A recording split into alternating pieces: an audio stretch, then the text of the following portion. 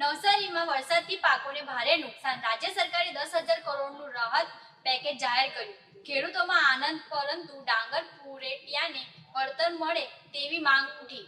નવસારી જિલ્લામાં વરસાદને કારણે ડાંગર, શેરડી અને શાકભાજીના પાકો તેમજ ફળ પાકોમાં મોટું નુકસાન જોવા મળ્યું હતું. નવસારી સહિત ગુજરાતમાં પણ વરસાદે ભરેલા વિનાશને કારણે રાજ્ય સરકાર દ્વારા ગતરોજ 10,000 કરોડનું રાહત પેકેજ જાહેર કરાયું છે. ખાસ કરીને પિયત અને બિન પિયતને ધ્યાનમાં લીધા વિના પ્રતિ સેક્ટર 22,000 રૂપિયાની સહાય ખેડૂતોને કરવામાં આવી છે, જે ગત 17,000 રૂપિયાની સહાય કરતા વધુ હોવાથી ખેડૂતોમાં ખુશીની લાગણી છે. નવસારી જિલ્લામાં 37,000 હેક્ટર ખેતીમાં નુકસાન થયું હતું, જેમાં 38.30 કરોડ રૂપિયાનું નુકસાન જોવાઈ રહ્યું છે. ત્યારે સરકાર દ્વારા જાહેર કરેલા સહાય પેકેજને ખેડૂતો આવકારી રહ્યા છે, પરંતુ તેની સાથે ડાંગરના પુરેટિયાને પણ ભારે નુકસાન થયું છે, જેના કારણે પશુપાલકોને પશુઓ માટે ચારાની મોટી મુશ્કેલી પડશે. ભાવ વધારો થશે, તેથી સરકાર ડાંગરના પુરેટિયામાં પણ વળતર આપે તેવી લાગણી ખેડૂતો વ્યક્ત કરી રહ્યા છે. બીજી તરફ ઘણી જગ્યાએ એક જ ખેડૂતના અલગ અલગ સર્વે નંબર પર ખેતરોને પણ ધ્યાનમાં લેવામાં આવે એવી પણ લાગણી ખેડૂતોએ વ્યક્ત કરી છે.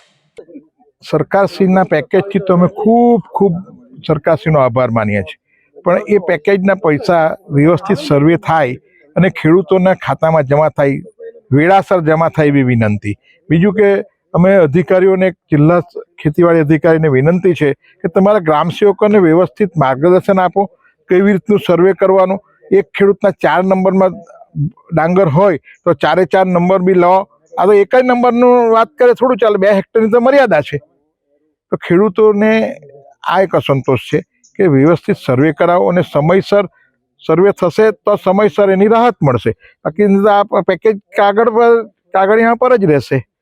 સરકારનો તો ખૂબ આભાર. આવી સંવેદન સરકાર અમે જોઈ જ નથી. ખેડૂતોએ ભૂપેન્દ્રભાઈ સાહેબ કૃષિ મંત્રીનો આ તકે જિલ્લાનો અધિકારીઓનો અમે આભાર માનીએ છીએ, પણ અધિકારીઓને તો અમારી વિનંતી છે કે ખેડૂતોની ગરદન તમારા હાથમાં છે. તમારે વ્યવસ્થિત સાચો સર્વે કરો. અમે તમને ખોટું કરવાનું કહેતા નથી, પણ સાચો સર્વે કરાવી જલ્દી મોકલો. કહ્યું છે કૃષિ મંત્રીએ કે રહી ગયેલા હોય તેનો બી સર્વેમાં લઈ લેજો. ડાંગર સિવાય બી કોઈ પાકમાં, શાકભાજીમાં નુકસાન થયું હોય, ચીકુમાં નુકસાન થયું હોય તે બી જોઈ લેજો. આ પૈસા આપવા ન આપવા સરકારશ્રીએ વિચારવાનો છે, પણ તમારે એકવાર સર્વે કરીને તો મોકલવાનું જ હોય ને. સર્વેમાં શું સૂચનો આપશો? શું કહ્યું? સર્વે માટે શું સૂચનો આપશો અધિકારીઓને? સૂચન એ કે ખેડૂતોની જગ્યાએ તમે પોતાનું નુકસાન થયું છે એ રીતે ખેડૂતો સાથે વર્તો. અધિકારીઓ તો વર્તે જ છે, પણ ખેડૂતોના દિલમાં પ્રવેશી એને સહકાર આપો અને તમારી રીતે જે સાચું છે તે કરીને વેળાસર મોકલો. સર્વે માટે જે ગ્રામ સેવકો આવે છે તે લોકોને શું કહેશો તમે? ગ્રામ સેવકો અત્યારે નવી ભરતી છે, એ લોકોને અમુક બાબતનો સમજ નથી પડતી. એટલે જિલ્લા ખેતીવાડી અધિકારીને વિનંતી છે કે ગ્રામ સેવકોનો એક અભ્યાસ વખત તમારે પહેલાં લઈ લેવો જોઈતો હતો કે કઈ રીતનું સર્વે કરવાનું, તેમાં શું લેવાનું. એ તો કર્યું જ હશે, નો ડાઉટ, પણ સ્થળ પર દેખાતું નથી. આવે ત્યારે એ લોકોને સમજ નથી પડતી. સરકારશ્રીએ 2 હેક્ટરની મર્યાદા કરી છે.